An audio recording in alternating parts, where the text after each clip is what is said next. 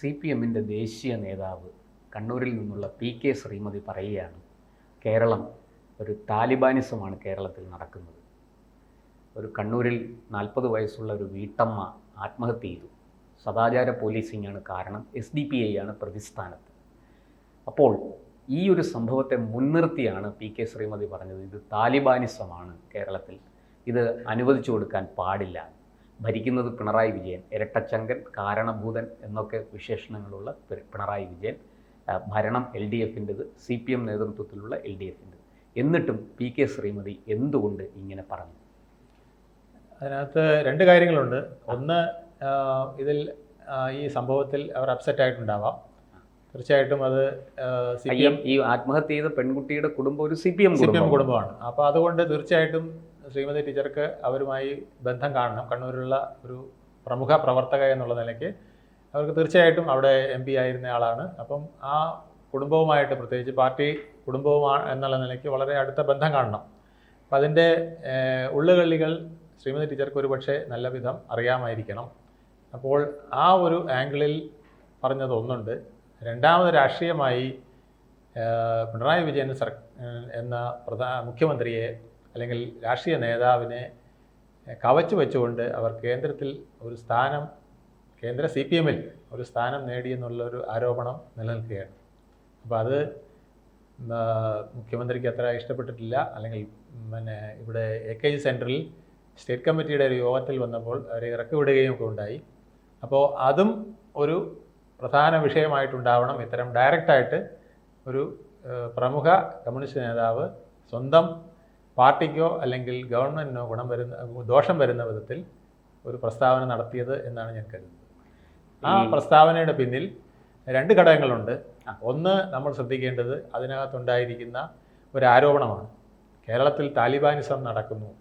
അപ്പോൾ അങ്ങനെ ഉണ്ടെങ്കിൽ കേരളത്തിലെ പോലീസ് എവിടെ, കേരളത്തിലെ ഇൻ്റലിജൻസ് എവിടെ, ഇതിൻ്റെ സംവിധാനം എവിടെ? കേന്ദ്ര ഗവൺമെൻറ് പലപ്പോഴായിട്ട് കേരളത്തിനെ വാൺ ചെയ്തിട്ടുണ്ട്, ഇവിടെ തീവ്രവാദ കണ്ണികൾ പലയിടത്തുണ്ട്, അത് നിങ്ങൾ വളരെ ശ്രദ്ധിക്കണം. അതിന് പുറമെ അവർ NIA അടക്കമുള്ളവരെ ഇങ്ങോട്ട് വിട്ടിട്ടുണ്ട്.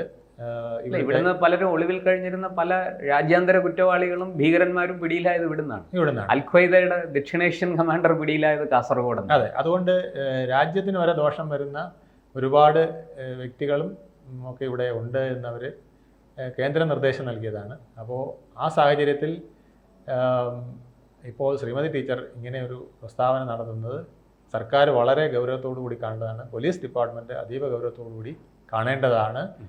അതിനുള്ള ഒരു സൂചിക കൂടിയായിരിക്കാം അത് എന്നെനിക്ക് തോന്നുന്നു. സർ, ഈ സംസ്ഥാന കമ്മിറ്റിയിൽ പങ്കെടുക്കാൻ വന്ന പി.കെ. ശ്രീമതിയെ നിങ്ങൾ കേന്ദ്ര കമ്മിറ്റിയിലെ പ്രത്യേക ക്ഷണിതാവാണ്, ഇവിടെ നിങ്ങൾക്ക് കാര്യമൊന്നുമില്ല എന്ന് പറഞ്ഞാണ് പിണറായി വിജയൻ ഒഴിവാക്കാൻ ശ്രമിച്ചത്.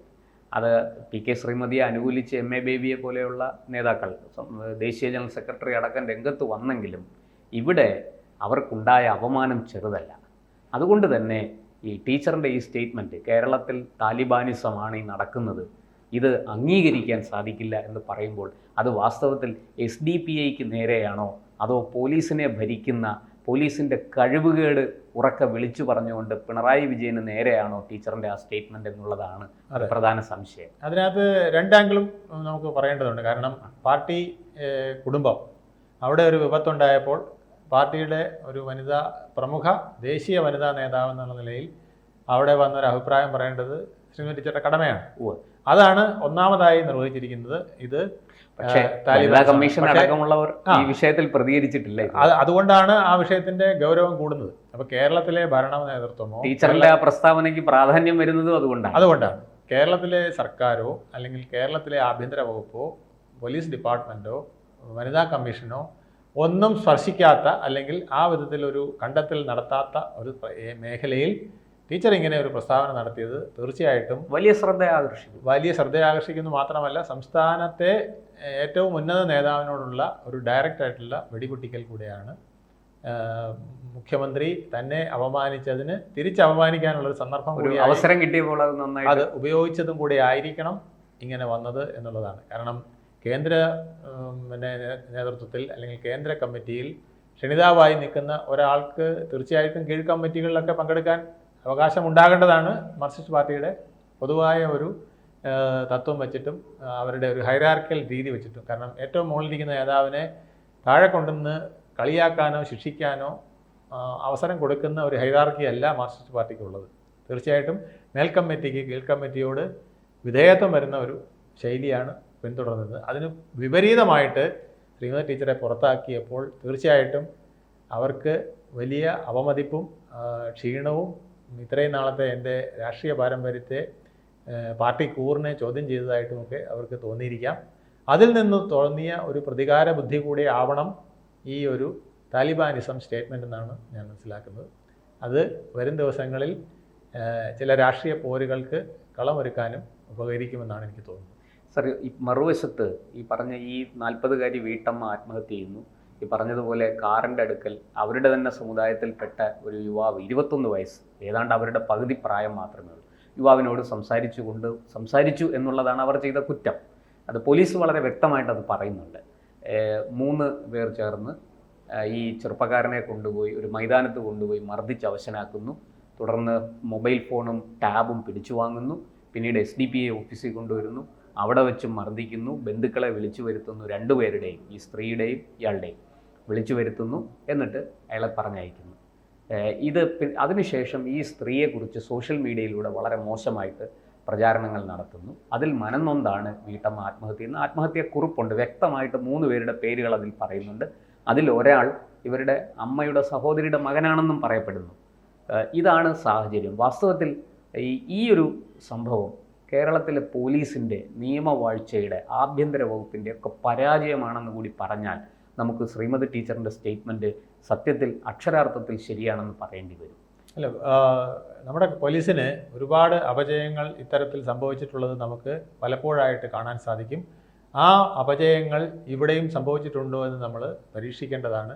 ഞാനതൊരു ക്രിമിനൽ കേസ് ആയതുകൊണ്ടാണ് ഞാൻ അതിനെക്കുറിച്ച് കൂടുതൽ പറയാത്തത്. കാരണം അതിൻ്റെ അന്വേഷണ സ്റ്റേജിലാണ്.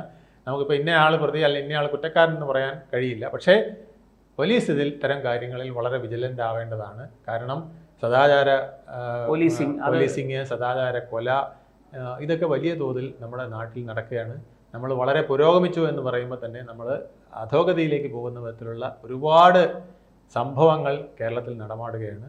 അത് നമ്മുടെ പോലീസ് സ്റ്റേഷനുകൾ കുറേ കൂടെ ഊർജ്ജസ്വലമായിട്ട് മുന്നോട്ട് പോകേണ്ട സാഹചര്യമുണ്ട്. പോലീസ് ഡിപ്പാർട്ട്മെൻറ്റ് അതിൽ ജാഗരൂകയാണ്. ആഭ്യന്തര വകുപ്പിന് ഇക്കാര്യത്തിൽ ഡയറക്റ്റായിട്ട് ആഭ്യന്തര വകുപ്പിന് ഉത്തരവാദിത്തമുണ്ട്.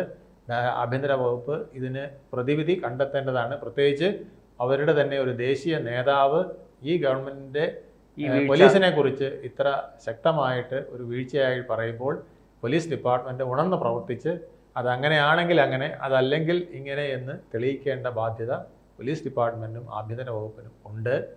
ഇത് ഒരു രാഷ്ട്രീയ പോരായി മാത്രം നമുക്ക് കാണാനൊക്കില്ല.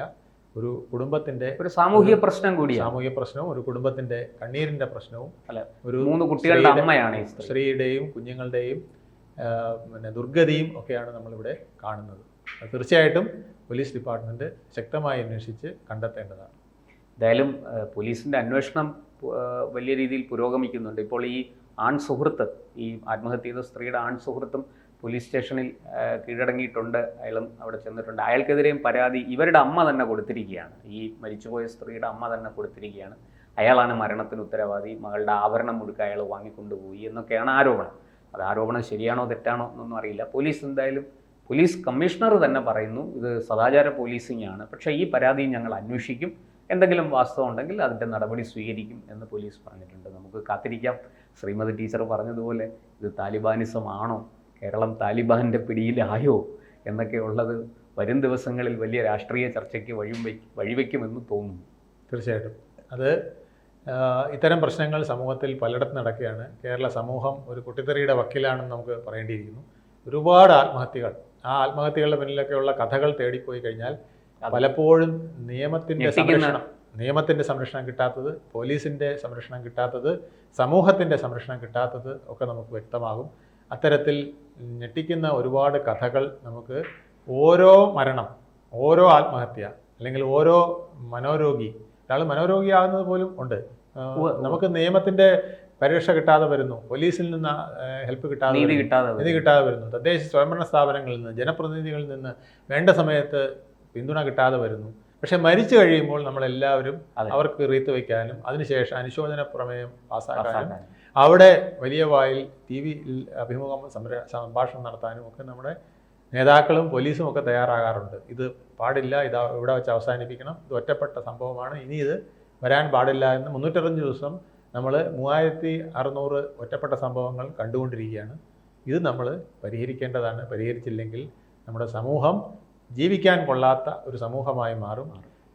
ഈസ് ഓഫ് ബിസിനസ്സാണ് നമ്മൾ പറയാറ്, പക്ഷേ ഈസ് ഓഫ് ലിവിങ് പോലും നമുക്ക് ബുദ്ധിമുട്ടാകുന്ന ഒരു കാലഘട്ടത്തിലേക്കാണോ നമ്മൾ പോകുന്നതെന്ന് നമ്മൾ ചിന്തിക്കേണ്ടതുണ്ട്. കൂടുതൽ വാർത്തകളും വിശേഷങ്ങളും നിങ്ങളിലേക്ക് എത്താൻ ABC മലയാളം സബ്സ്ക്രൈബ് ചെയ്യുക, ബെൽ ബട്ടണും അമർത്തുക.